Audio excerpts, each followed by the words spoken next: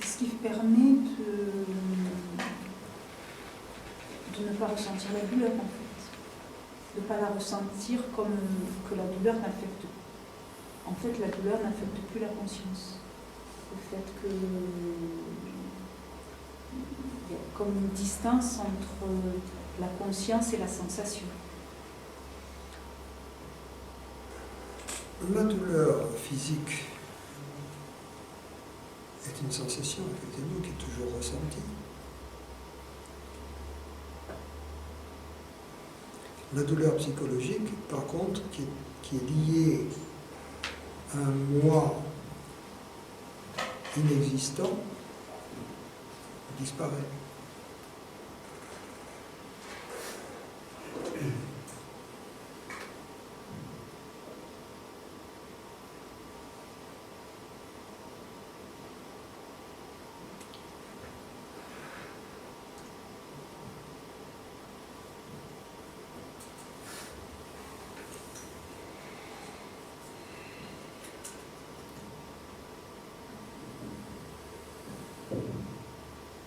La douleur physique a une fonction à remplir.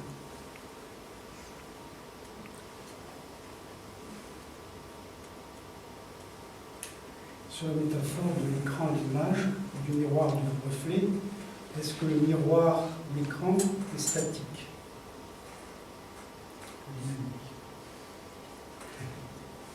Ultimement, oui, il est statique parce que il y a deux formes de mouvement. Il y a deux formes de mouvement. Il y a le mouvement qui est un déplacement par rapport à quelque chose d'autre.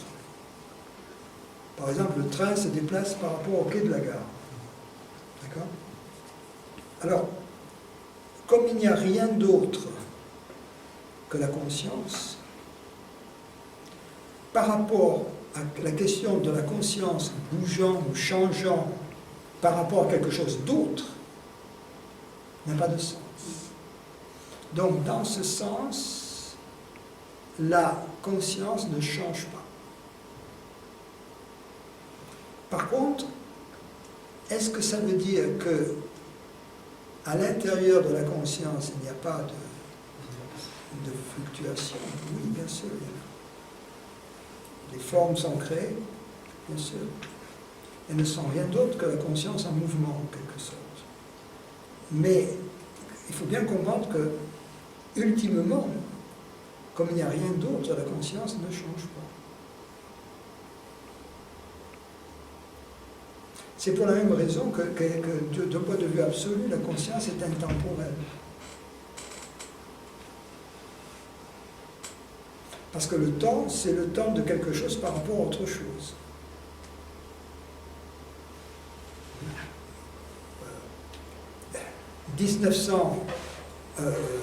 2014 se définit par rapport à l'an zéro. Ça ne se définit pas dans l'absolu. Donc, s'il n'y a pas de référence par rapport à laquelle le temps se définit, le temps n'existe pas.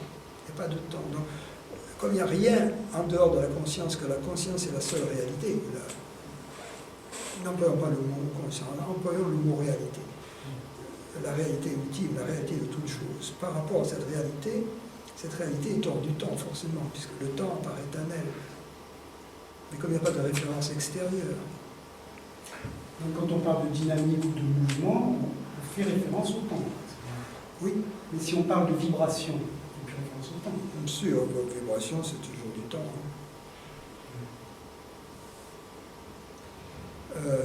Mais c'est un peu...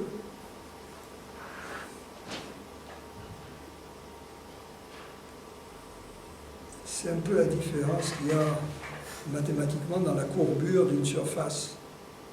Vous prenez une feuille de papier, elle est plate, et vous la roulez pour en former un cylindre. Il semble que ça soit une surface courbe. Mais en fait, intrinsèquement, pour les mathématiciens, intrinsèquement, c'est une surface plate. extrinsèquement, elle est courbe, mais si vous reprenez votre feuille et vous la remettez à plat, vous vous rendez compte que c'est une surface plate. Et la géométrie de cette surface est la géométrie plate, normale. Par contre, si vous prenez une surface apparemment plate et vous chauffez une partie de cette surface en plastique, et vous créez une bosse, vous voyez, une protubérance, là elle n'est plus plate. Ça, c'est une courbure qui est intrinsèque. Donc, si j'utilise cette métaphore par rapport au temps, pour la réalité, on pourrait dire que extrinsèquement, par rapport à quelque chose d'extérieur, la réalité est intemporelle. Mais intrinsèquement, il y a du temps. Donc, tu sais très bien que ce n'est pas une question anodine dans la mesure où c'est quand même la divergence de Advaita, du Vedanta, du shivaïsme du Cachemire, où d'une part on parle d'une conscience qui est statique, et d'autre part on parle d'une conscience qui est dynamique. Non, il n'y a pas une telle divergence. Les deux correspondent à la même réalité. La sagesse est une. Ah oui, oui. L'expérience est une. Non, les interprétations diffèrent. Mais, par exemple, dans le shivaïsme, là on entre dans des... Mais par exemple, dans le shivaïsme du Cachemire, lorsqu'on prend le Vijnana Bhairavatam tranquille, bien, parmi les 100 et quelques moyens d'accès à l'expérience ultime, il y a une étape dans laquelle ils disent « Considère le monde et les objets comme étant un rêve. » Faisant cela, tu t'établiras dans la nature ultime, ou quelque chose comme ça. C'est exactement le Vedanta, c'est l'argument védantique. Et de la même manière, chez les sages du Vedanta, on trouve la même chose. La réalité ultime n'est ni statique, ni dynamique. Elle est hors catégorie. Dans l'évangile de Thomas, il y a le passage suivant où les disciples demandent à Jésus, si les gens demandent qu'est-ce que la lumière, Jésus dit, dites que c'est un mouvement et un repos. Donc, la réalité ultime, la conscience, est à la fois un mouvement et un repos. Ça défie toutes les catégories objectives. J'ai essayé d'en donner par la métaphore des surfaces pour une métaphore un peu plus précise qui aidait à définir cette notion de quelque chose qui en soi, comme il n'y a rien par rapport à quoi il puisse être comparé, est immobile, mais qui manifeste à un deuxième degré, un degré qui est donc moins réel, un changement.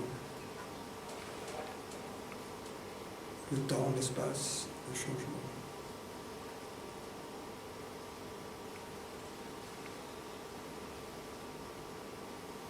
Et d'ailleurs, il y a autre chose qui me vient à l'esprit, et nous tenons pour acquis que dans notre expérience de la vie quotidienne, que le temps et l'espace sont indépendants. En fait, c'est prouvé faux par la science. La théorie de la relativité, même restreinte, ils ne sont pas aussi indépendants qu'on veut bien le croire, ils sont liés. On a des blocs. L'univers, c'est une espèce de bloc d'espace-temps.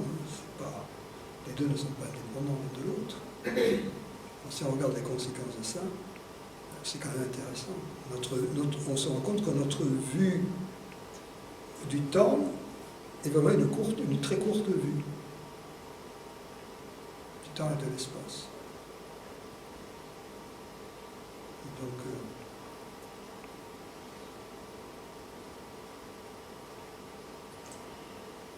j'aime bien ces références à la science moderne parce que la science moderne nous montre juste précisément que nos vues du monde, qui sont héritées de l'âge des cavernes, au fond, de nos ancêtres des cavernes, sont justement extrêmement anthropocentriques ou anthropocentristes. Et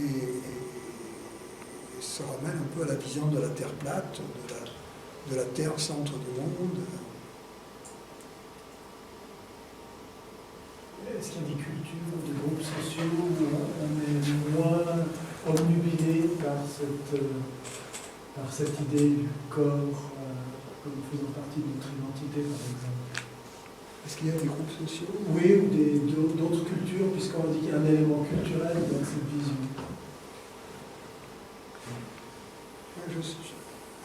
Je ne sais pas. Je crois que l'ignorance est la religion la plus répandue à la surface de la Terre. Merci.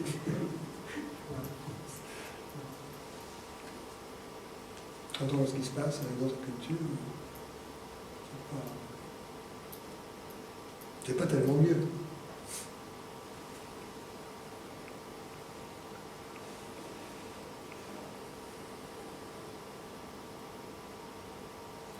Nous vivons dans des temps incertains. Intéressant, comme dit la sagesse chinoise. Hein.